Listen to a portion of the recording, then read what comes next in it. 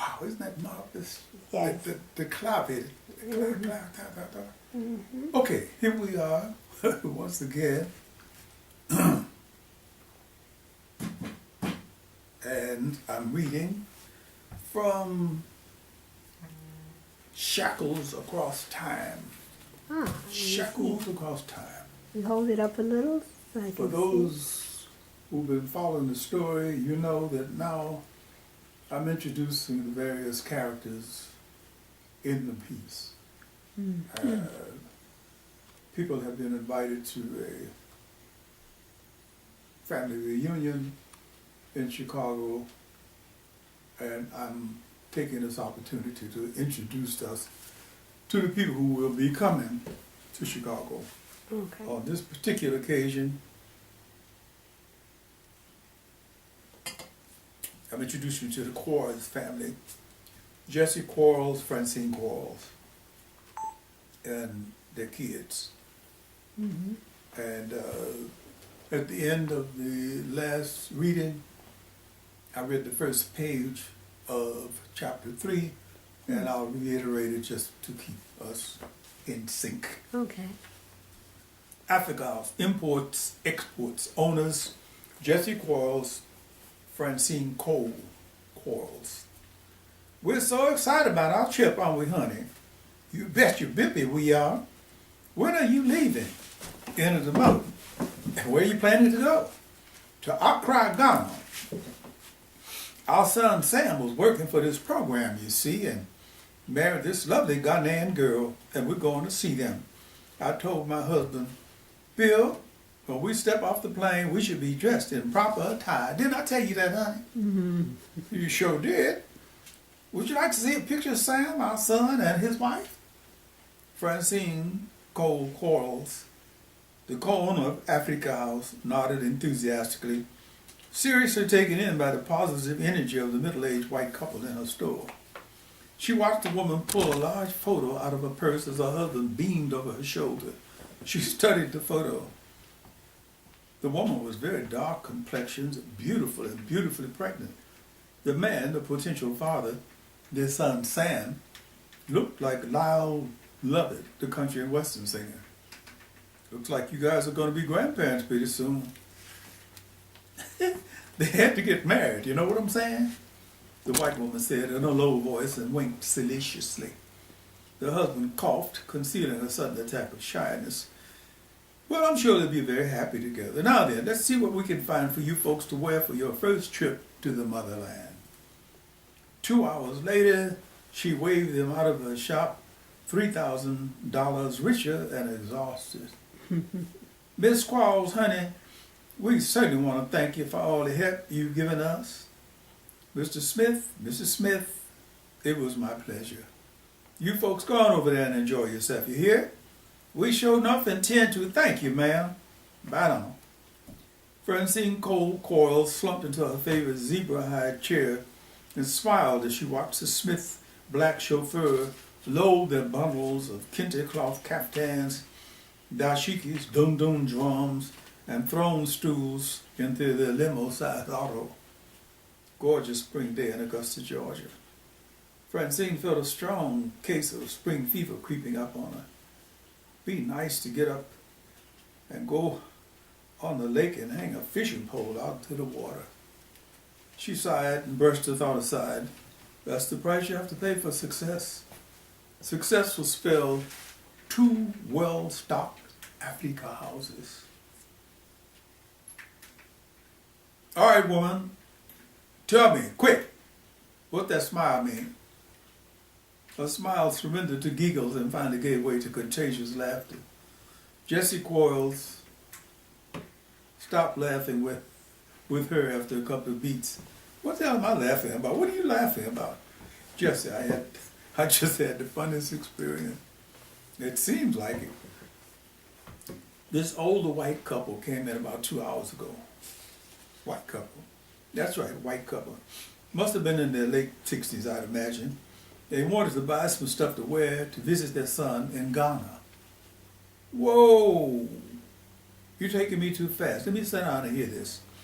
He sprawled beside her in the other zebra skin chair. Their son is married to an African woman. Really? And they're so proud. They showed me a picture of the couple. Their son looks like an ugly duckling, but the sister is gorgeous. That's the way that goes sometimes. Is that what you're laughing about? Yeah. It was just a combination of things. Here's this old white couple that I presume to be regular, old school, white bread eating racists the minute they walked in, but they weren't. I think they're two of the nicest people I've met in a long time. And that's what made you laugh. More than that, it had to do with watching them try on these clothes. It would be damn near impossible to explain what kind of feelings they aroused in me watching them deal with these kente cloths and all. Mrs. Smith insisted on having me tie a gele on her head, and Mr. Smith put his dashiki on backwards. But they were trying, you know what I'm saying? I hear you, baby, I hear you. They had done their African homework, and somewhere along the way they had shared their racism. You could tell. They spent a couple of hours in here shopping, and they didn't drop one little racist sentiment anywhere. Not even one "you people" or any of that. Who knows? There may be hope yet. The thing that struck my funny bone was just simply the way they looked. They could have been a southern version of the old Flintstones. In any case, they came up in here and tried to buy us out. I didn't want to argue with them about anything, but I couldn't understand why they felt the need to buy all of this stuff from us when they were on the way to where it all came from. It's not our business to understand, but to sell. Dig it? I was smiling when you came in, wasn't I? So what's the latest with you? Well, let me give it to you quick. First things first, Benjamin is okay. I stopped at the hospital and Dr. Kramer reassured me that he was simply dealing with a hard case of spring pollen allergy. Nothing life-threatening. We can pick him up this evening. Glad to hear that. I was a little bit worried. Yeah, I know. I stopped at Payne College to talk with Taiwan Kahindi's dance teacher. She's asking us to supply the material for her West African review next month. Oh, that's great. We can give the thing an authentic touch.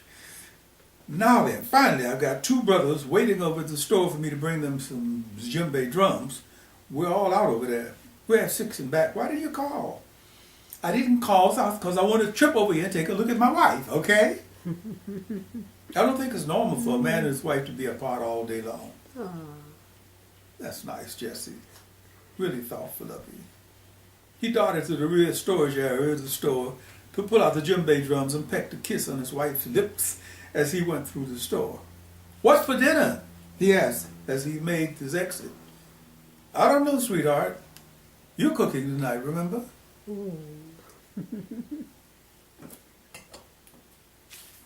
He turned his familiar frown smile on her as he closed the door, juggling a drum under each armpit. She paced around the shop after he left, doing a quick inventory, smiling. What a beautiful man. After 20 years of ups and downs after Benjamin's birth, he was still filled with humor and vinegar.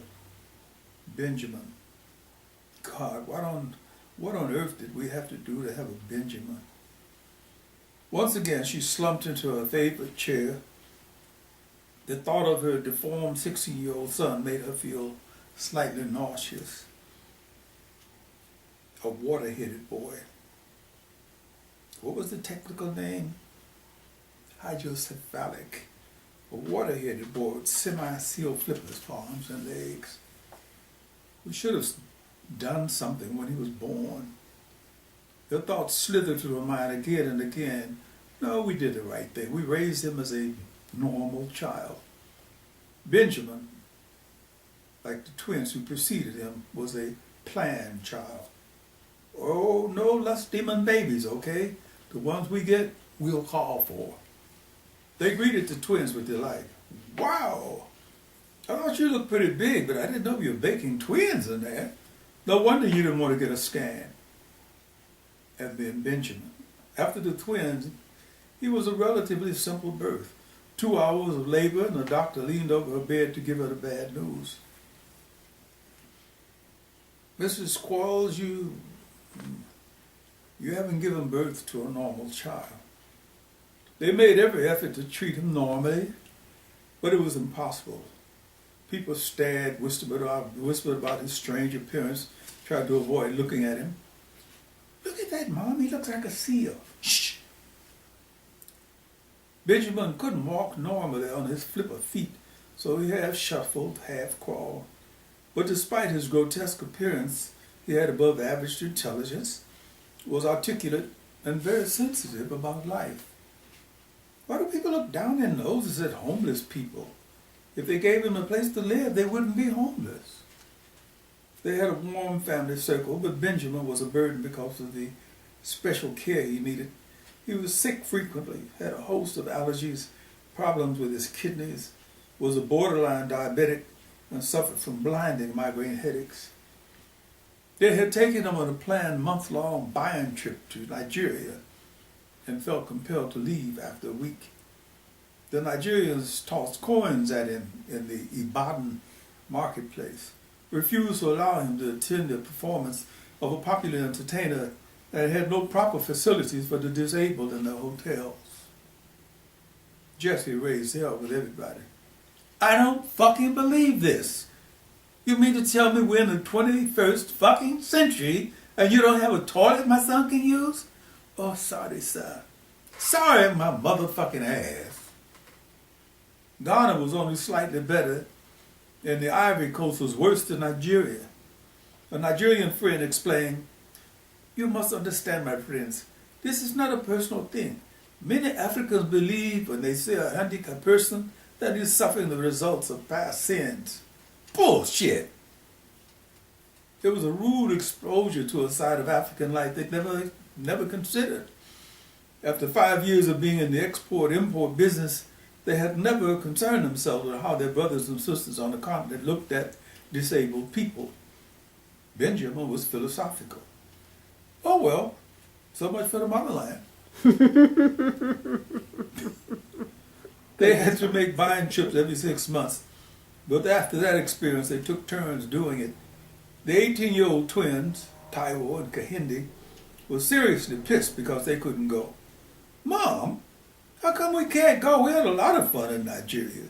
Of course you did, because they love twins, okay?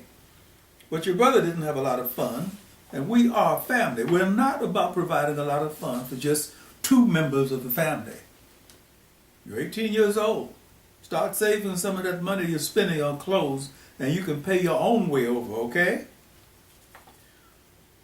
Francine felt the tears spring up in her eyes and tried to stop the flow. After 16 years, I should be used to the idea that we have a deformed child. Typically, while almost giving in to a low mood, she popped out of her chair and went to her desk. Always have some work to do, always have some paperwork to do when you own a business. She sat at her desk and studied the carefully worded invitation to the reunion of the direct descendants of Kwame Karate. A wry smile bent in the corners of her mouth. It ought to be interesting. Yeah, this ought to be interesting. What will the descendants of a slave trader have to say to each other? Mm-hmm. Rosa's Italian Ristorante. Food that Mama used to make.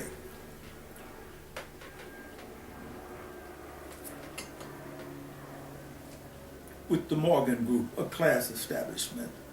The Morgan Group, a group of evil-minded characters masterminded by a corporate pirate named Morgan. Ah, Mr. Quinn, so good to see you. How are you today, sir? Very well, Luigi. And yourself? I'm a happy man. My wife still hates me after 35 years of marriage. Well, just remember, it could be worse. They shared a familiar joke and exchanged handshakes. Please, come in. Mr. Morgan and his people are already here. Head swiveled as he was led through the heart of the restaurant to the private dining area. Ah, Bob Quinn, glad you could make it. Gwen took the measure of the man as he left the table to come over and glad-handed him into the dining room. Big bear, the guy, but agile. They had played tennis a few times, and he was surprised to discover that the big guy could cover so much ground so quickly. His secretary, as efficient as she could be, did a little research. and found that he had been an all-conference offensive tackle for 3 years at SMU. You've met my CEO, Percy Cunningham, Mr. Cunningham. They shook hands politely and smiled as he was reintroduced the three men that he had met previously. Cunningham, the CEO of the Morgan Corporation, Stanley Feinberg, first president, vice president, Carl Weathersby, assistant manager, and surprise, surprise, a woman, a new addition to the Morgan bunch, Ms. Germaine Saint-Julien, the latest addition to our staff. Wonder what happened to what's his name? These guys blow in and out like the wind. Pleased to meet you, Miss Saint-Julien. Now then, please, have a seat. Order what you like. I've been told you come here often. As often as I can. Can you suggest something? Try the Sondia Valorosa. The tuxedo waiter circled the table discreetly, taking the orders. Spaghetti and meatballs, sausage and peppers. Luigi, the owner, made it. He slipped Robert Quinn one of his sly Sicilian smiles, meaning, these guys don't have a lot of imagination. Meatballs and spaghetti. And what would you suggest to me, Mr. Quinn? I'm a Nebraska girl without a lot of Italian restaurant training. He made a quick peripheral study. Was she flirting? Was she Arthur Morgan's private stock? A Nebraska girl named Saint Julien? Sounds like a good Beaujolais. I don't think it could go wrong with the lasagna. They use low-fat, cholesterol-free ingredients. My wife loves it. Dad, cut the head off the snake before it begins to crawl. Luigi smiled in his direction, enjoying the interplay. The food ordered, they suddenly found themselves in a silent, pregnant moment. The waiter filled it in.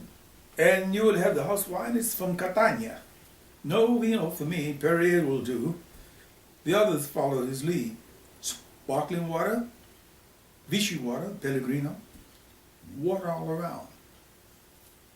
Water all around.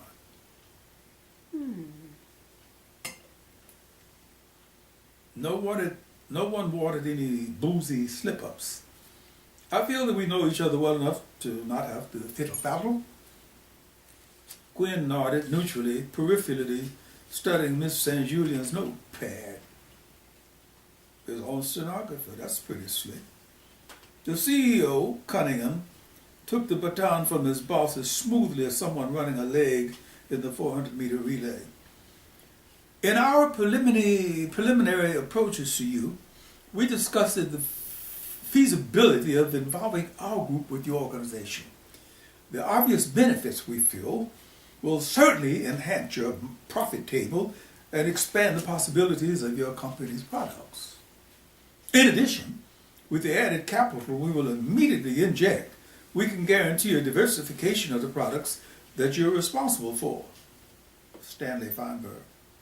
The bottom line in all of this is that we should be able to help secure a greater portion of the existing market and begin to make crossover overtures. Carl Weathersby.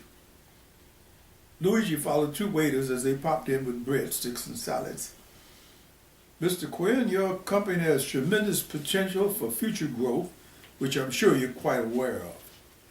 Robert Quinn followed their relay from face to face. The end of the relay found them back at the starting line with Big Arthur Morgan. Bob, what the hell can I say? You've got a marvelous little company that we think we can enlarge and develop internationally, and it can be made much more profitable. He sipped his water meditatively. Damn, it would be great to have a glass of Valpolicella to shut these ugly, greedy corporate monsters out. I can certainly appreciate what you guys are saying, believe me. And I've given your comments a lot of thought. As you know, our company was built from scratch by Mrs. Quinn and myself, a sort of couple-driven thing. They smiled benevolently. And we definitely like the options money can give you. The benevolent smiles brightened. But we're not into corporate greed. He felt something like a physical rush from them as their smiles disappeared and the vibes changed. The two waiters began bringing in the plates of food. Robert Quinn smiled slyly. They were not going to have a successful lunch. 35 minutes later, after a number of agreeable comments about the food and some disagreeable exchanges about the reason for their meeting, Big Arthur lunged. Bob, you know we could simply take over your organization if we wanted to. Arthur, I'm sure if you really wanted to, or else we wouldn't be having this meeting. However, I'd like to remind you that the only way you're going to be able to do a hostile takeover is to take over my family and all of the employees who own a share in our company. Frankly, I don't see any possible way that could happen. They came to the conclusion of their lunch with tiramisu, espresso, and a promise to do lunch again soon. Bob, I can't say that our meeting was outrageously productive, but the shrimp diavolo was so super. Glad you enjoyed it. I'm sure we'll get together again. Once again, they shook hands, minus the fake smiles. Miss Julian, gentlemen, if you'll excuse me, I have to get back to my office. Sure, I know how it is. Arthur Morgan placed a ham-sized hand on his shoulder and strolled out of the restaurant with him. They stood at the curb waiting for the valet to bring Robert Quinn's Jaguar around. Bob, I think you're making a mistake. I'd like to have you give this matter a bit more thought. I think we could work something out. I'll do that, Arthur. I'll give it a bit more thought, but I don't think it'll change my mind. He tipped the valet, popped into his car, and eased away from the curb, leaving Arthur Morgan with a frown on his forehead. Bastards. They don't want to see black people with anything.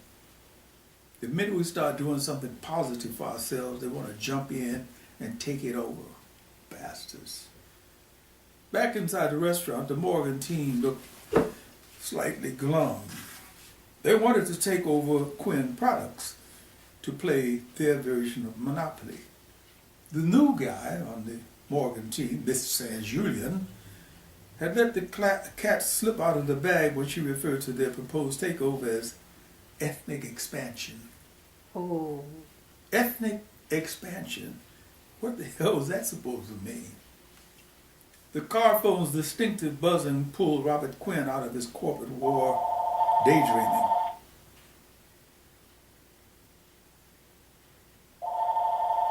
Robert Quinn speaking. Dad, this is Kofi. I'm calling you from UC Hospital. Hello. Please leave a message after the tone. To reach you regarding your student loan pre-qualification.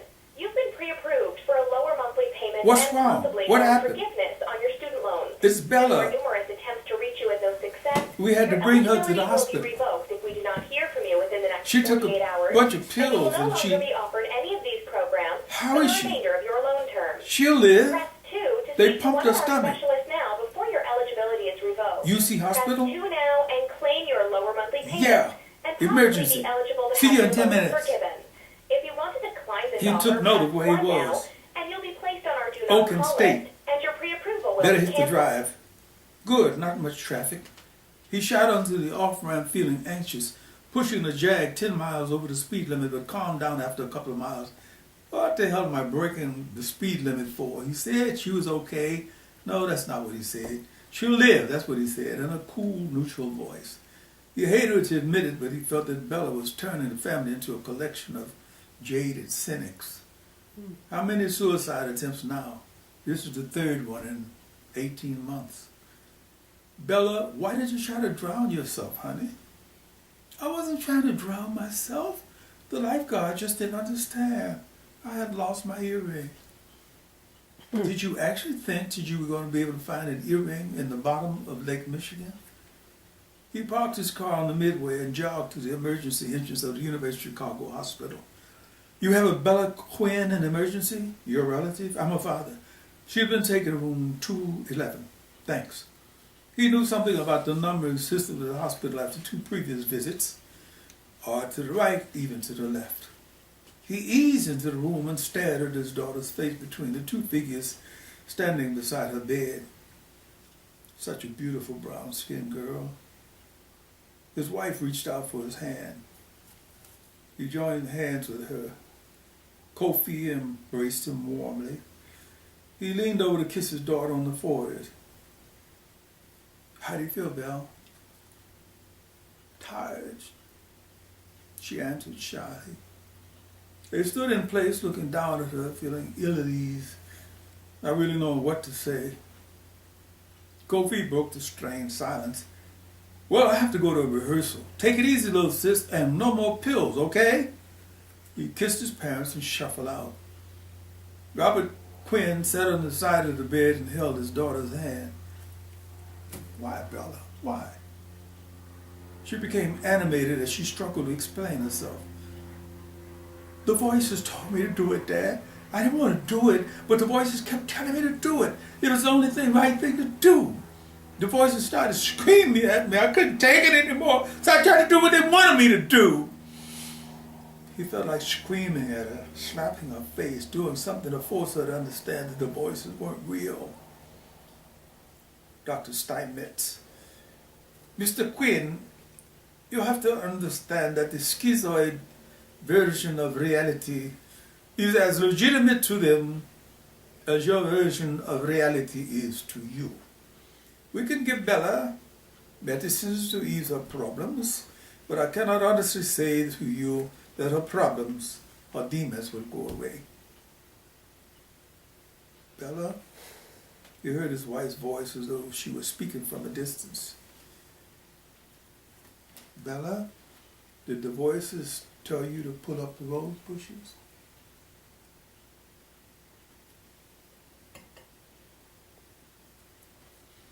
Yes, she answered in a resigned tone of voice, and held up the scratched hands that they had already used as evidence of her actions. Mr. Quinn, Mrs. Quinn, you'll have to leave now. We'd like to give the young lady a sedative. They kissed their daughter on both cheeks and backed away from the bed, waving. When can we? She'll be able to leave tomorrow. We'd just like to keep her overnight for observation. Of course, we understand. See you tomorrow, honey. Bella mimed the words. Sorry, Dad.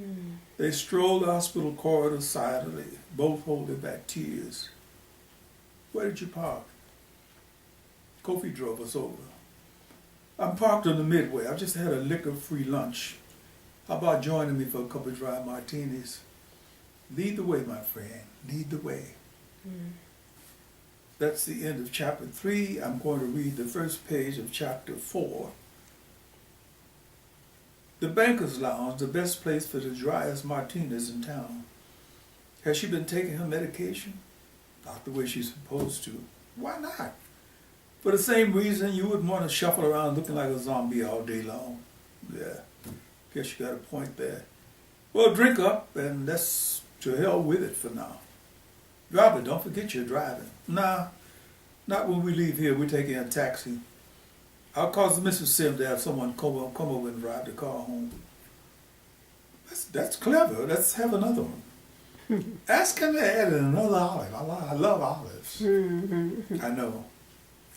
5 martinis, 5 dry martinis later for each of them, she lolled in the crevice of his left armpit, feeling maudlin. Robert, I love you so much. I really do. But I don't know what the hell to do with her. I really don't. How do you think I feel?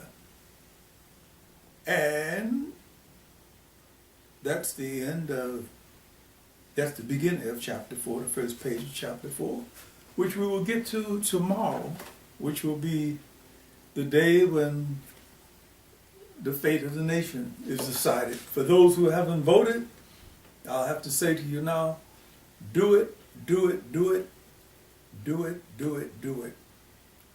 We have. And hopefully the best outcome will be the one that we want. That's the end for now. Enough politics.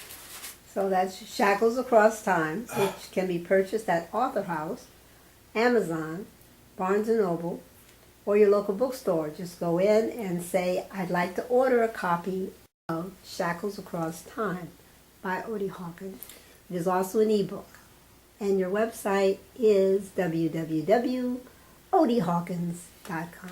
You just heard the mellifluous voice of the inimitable Zola Salina offer you directions as to how to come across shackles across time. Don't worry, you won't be able to go to the corner and pick them up at the grocery store. You'll have to go to a bookstore. Right, in spite of that spam phone call. I hate spam phone calls. Love the phone calls. Love the phone calls. Yes. When anybody can tell me that my student loan is overdue, And I don't want have more of one. that. I want more. Please give me more of that. Oh, shit.